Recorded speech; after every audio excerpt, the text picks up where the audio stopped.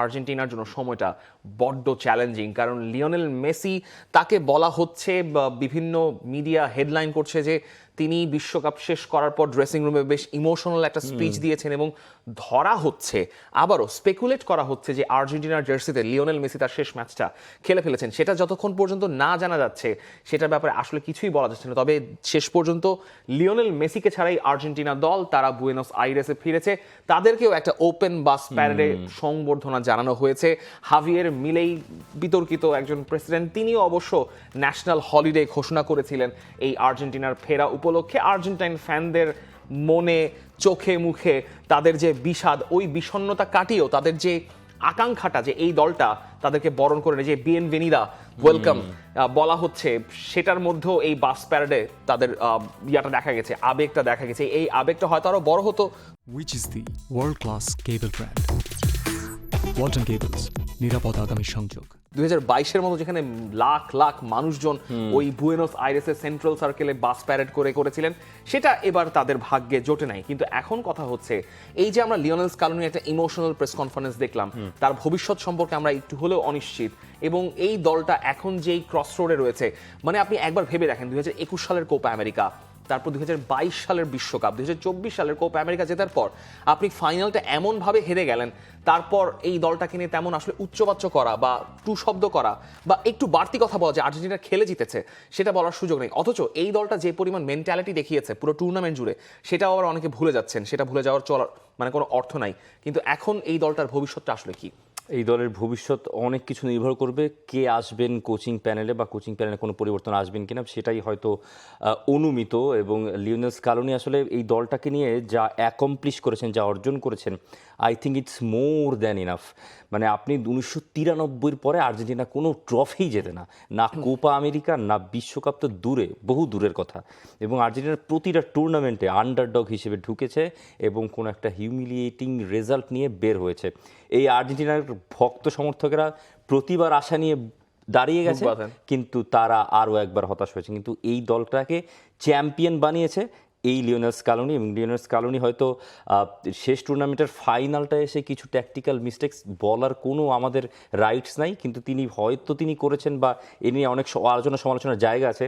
কিন্তু এই দলটাকে ফাইনাল পর্যন্ত টেনে তোলাও একটা বড় সড়ো ক্রেডিট হয়তো লিওনেল স্কালোনি, সেখানে তাকে দিতে হবে। লিওনেল স্কালোনি ক্রেডিটটা পাবেন, লিওনেল মেসি মাঠে সবচেয়ে বড় ক্রেডিটটা পাবেন। তাই তার বিষণ্ণতাটাই আসলে সবচেয়ে বেশি ছাপিয়ে উঠছে। ইনস্টাগ্রামে বেশ এক আবেগ ঘন পোস্ট লিওনেল মেসি পোস্ট করেছেন যে তার এই বিষণ্ণতা, এই হারার কষ্ট অনেক বেশি এবং এই ক্ষত শুকানো অনেক কঠিন, কিন্তু ভালো সময়গুলো আমার মনে থাকবে। এই দলটা মূল্যায়ন সহজ নয়, যারা টানা দুটো বিশ্বকাপ ফাইনাল খেলেছে, সবাইকে অসংখ্য ধন্যবাদ। আর স্পেনকে অভিনন্দন বিশ্বকাপ জেতার জন্য। Spain absolutely deserves the credit. Argentina শেষ দিকে যে কাণ্ডগুলো করেছে, সেটা তাদের জন্য একটা মানে তাদের এই গ্রেটনেস একটা কলঙ্ক হয়ে থাকবে। কিন্তু লিওনেল মেসি একটা খুব সঠিক কথা বলেছেন যে এই দলটার মূল্যায়ন সহজ নয়, যারা দুটো বিশ্বকাপ ফাইনাল খেলেছে। আমি বলছি যে এই দলটা দুটো বিশ্বকাপ ফাইনাল খেলেছে, কিন্তু আর্জেন্টিনা অ্যাজ আ হোল 2014 সালের পর থেকে, 2014 সালে তারা বিশ্বকাপ ফাইনালে খেললো, 15-16 কোপা আমেরিকা ফাইনালে হারলো গিয়ে, তারপর 18 বিশ্বকাপ একটা ব্লিপ হলো, 19-এর কোপা আমেরিকা একটা সেমিফাইনালে ব্লিপ হলো, কিন্তু এরপর আবারও 2021 থেকে 2026 সাল পর্যন্ত 5 বছর, ওইদিকে 14 থেকে 16, 3 বছর, আপনি এই 12 বছরের মধ্যে মোট 7-8 বছর you are performing at your peak, যেটা সেন্ট্রাল ছিলেন লিওনেল মেসি। এখন লিওনেল মেসির বয়স হয়ে গেছে, লিওনেল মেসির বয়স হয়ে গেছেই বলে তার গেইম ইনভলভমেন্ট স্পেন যেভাবে লিমিট করতে পেরেছে, আপনি তারপর আর কিছু করতে পারেন নাই। তার মানে হচ্ছে আপনার যে মিডফিল্ড এনজো ফার্নান্দেজ এবং আলেক্সিস মাকালিস্তের, এই টুর্নামেন্টে তাদের ভালো সময় গেছে, খারাপ সময় গেছে। ভালো সময় যখন গেছে আর্জেন্টিনা ওয়ার অ্যাবসলিউটলি গ্রেট। যখন খারাপ সময় গেছে আর্জেন্টিনাকে নিয়ে তারা ডুবেছেন। আপনার ওই চ্যালেঞ্জটার কোনো দরকারই নেই, ওইটা একদম ডিজার্ভিং সেকেন্ড ইয়েলো কার্ড, কোনো দরকার ছিল না। সো এই ধরনের দুটো ইয়েলো কার্ডই অহেতুক। আপনি প্রথমটা কেন প্রোটেস্ট করতে গেলেন? অ্যাবসলিউটলি। এবং ধরেন দেপলের টুর্নামেন্টটা শুরু থেকে খুব ভালো গেল, যখন দেপল নিভে গেলেন তখন তার থেকে আর পারফরমেন্স পাওয়া গেল না।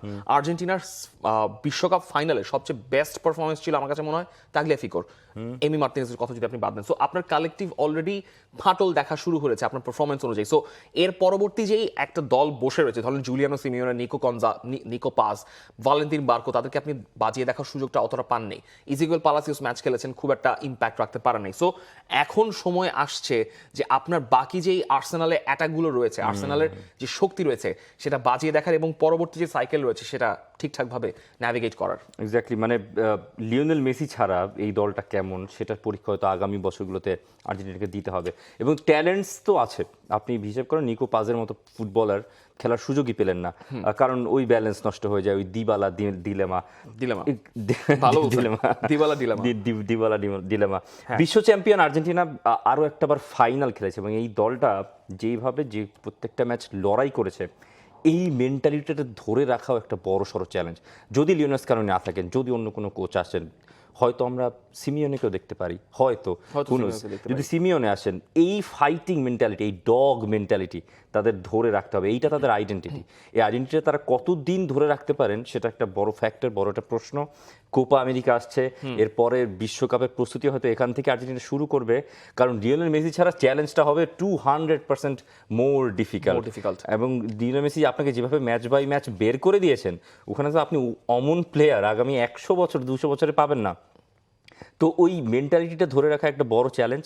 এবং এই যে কোহেসিভনেস, একটা গ্রুপের ভেতরে এই ধরনের একত্ববদ্ধতা বা কি বলে এটাকে, মানে ইউনিটি, এই ইউনিটি আপনি কোথায় পাবেন? ইউনিটি আপনাকে বিল্ড একদিনে 2 দিনে করতে পারবেন না। নতুন কোচ আসবেন, প্লেয়ারদেরকে ডাকবেন এবং এটা বিল্ড করতে হয়তো আরও 2, 1 বা 3 বছর লেগে যেতে পারে। সেটাই। বাট এই দলটা নিয়ে গর্ব করতে ছাড়েননি রদ্রিগো দে পল, তারও একটা আক্ষেপের জায়গা রয়েছে। তবে দলটা দিকে তিনি গর্বিত। অনেক মানুষকে দেখলাম আমাদের হারের জন্য, যারা এতদিন অপেক্ষা করেছিল, পুরো বিশ্বকাপ সব ষড়যন্ত্র তত্ত্বগুলো ছড়িয়ে বেড়াচ্ছিল, কারণ আর্জেন্টিনার ভক্তরা যা এক্সপিরিয়েন্স করেছে তা তারা পায়নি। অনেক সময় এই কষ্ট থাকবে, তবে এই দলের ভেতরে সম্পর্ক সব ট্রফির ঊর্ধ্বে। তার এই কথার এক্সপ্লেনেশনটা আমরা অ্যাডেড টাইমে করবো। সো অ্যাডেড টাইমে এই কথাটার এক্সপ্লেনেশন দেখার জন্য আমন্ত্রণ জানিয়ে রাখছি।